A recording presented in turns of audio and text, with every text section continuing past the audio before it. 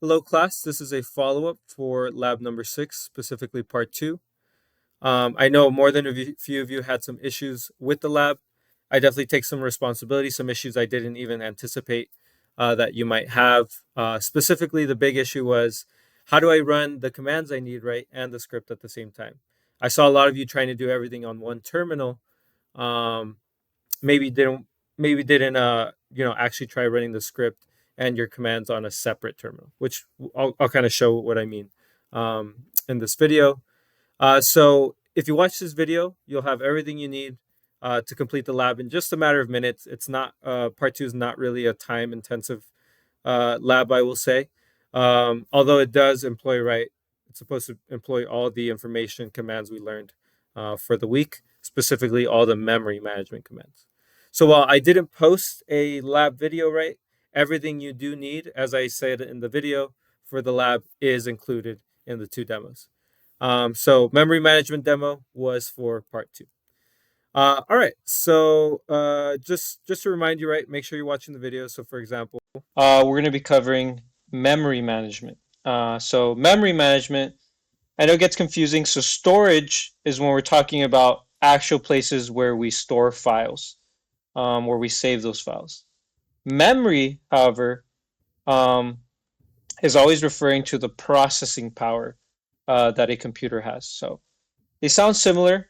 In terms of hardware, right? It is about storing data, although memory is all about ephemeral data, right? Data that you need for quick processing. Um, it's essentially why your computer runs so quickly because it has significant RAM. Yeah, so I go on to explain the difference between storage and memory. In fact, I show you for those of you that are Windows users. I'm sure there's an exact same thing for Mac. I can just Google, right, Task Manager for Mac. And there it is. Mac has its own task manager that this tutorial goes over on how to open. But yeah, I give you plenty of examples, right, to explain what processes are, how they work, and more importantly, I go over the command that you need for the lab. Command. I say the Make this best. to that task manager is going to be the top command. Yeah, the best command for checking your processes for managing them is the top command. So you could definitely use ps aux as well. You could have used. I saw some other variations, right, of commands, but honestly, top.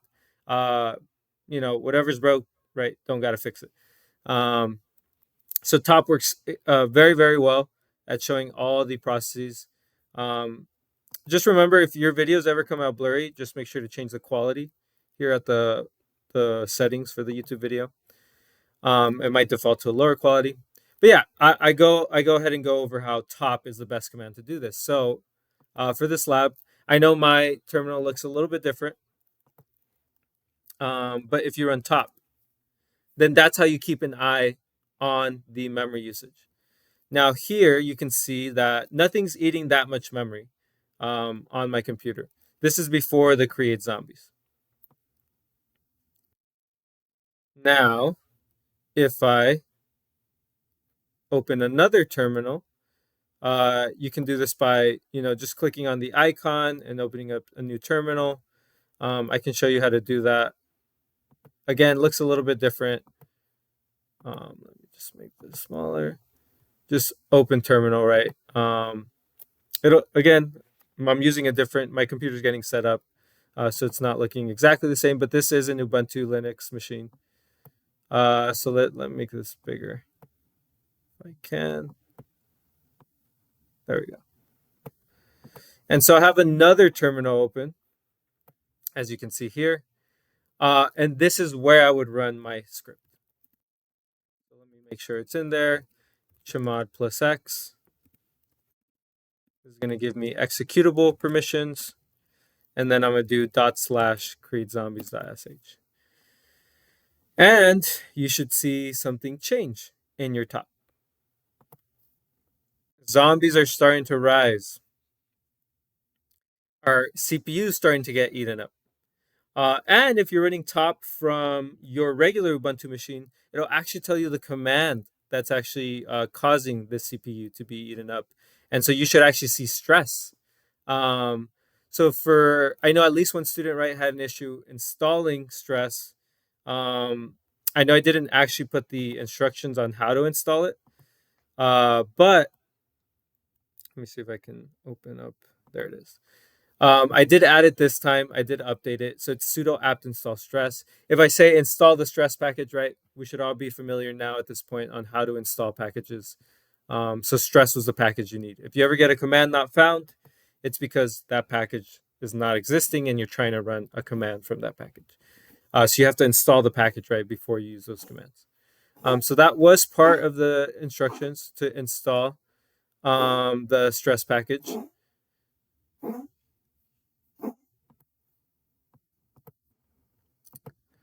Sorry about that. Was to install the Stress package. So once you install it, you are able to run the script. But yeah, all you had to do is identify those processes. And as I go over in the video, once you have the PID, which again, top gives you the PID, check it out, top left.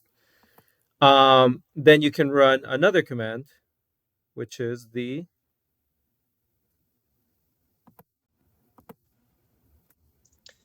That didn't actually do anything, right? That's sometimes where you need to employ some flags. So if you do a -9, it's going to be the force flag. It's going to force the process to be terminated. And this should close my window. And that's the command you should be running, right? The kill command to terminate the processes. If you stop the script and the stress, the stress processes stopped, that's because you stopped the script, right? You didn't actually terminate them yourself. The script did that. So I couldn't give you points for just, stopping the script. So, of course, you had to run it on 2 separate terminals. Remember that it is entirely possible, especially if you're managing the memory, right? You're going to want to have one terminal just to keep an eye on what is using the memory. So, yeah, make sure you're doing it on 2 terminals as I have here. So, yeah, once you identify the PID, run your kill commands. If you need to throw the force flag on there, right? We go over that in the slides. But yeah, that's essentially all you need to complete this lab. So if you watch this video, you should be able to do it in 5 minutes tops. It shouldn't take too long. It might just take longer, even just to get your VM started up, right? Just to hop onto your computer. But actually doing the lab should be pretty quick. So I should see a screenshot of your top before you kill them. You run your kill commands, and then I should see another screenshot again of your new top. So make sure I see your kill commands. Make sure I see your top before and after. But yeah, that's it for this video. Any resubmissions, I will grade for full credit. So as long as you watch this video, you should be able to complete that very, very quickly.